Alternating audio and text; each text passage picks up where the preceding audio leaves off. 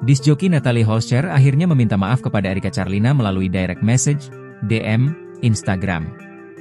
Fitur DM Instagram memungkinkan pengguna untuk berkomunikasi secara pribadi dengan pengguna lain, baik melalui pesan teks, foto, video, atau pesan suara.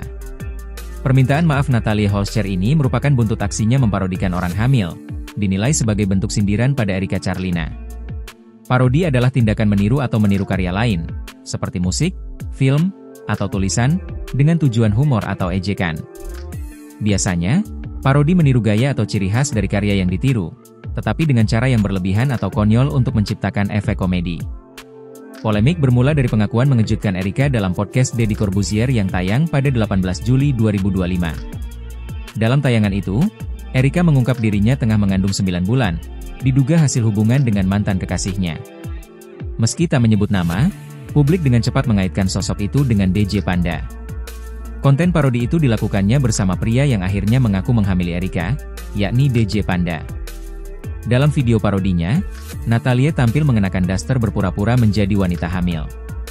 Sambil memainkan perangkat DJ-nya bersama DJ Panda dan rekan sesama disc joki, mantan istri Sule itu berjoget sembari menggoyang-goyangkan perutnya dengan ekspresi mengejek. Video itu viral membuatnya menuai cibiran karena dianggap tidak memahami situasi sebagai sesama perempuan. Natalie sempat mengelak melakukan aksi itu untuk menyindir Erika, dengan dalih sudah membuat video itu lebih dulu daripada podcast Erika yang mengaku hamil. Namun, Natalie terbukti berbohong dengan bocornya rekaman CCTV yang mengungkap waktu dibuatnya video itu ternyata setelah podcast pengakuan Erika hamil viral. Kini, Natalie akhirnya mengakui kesalahannya dan meminta maaf kepada Erika.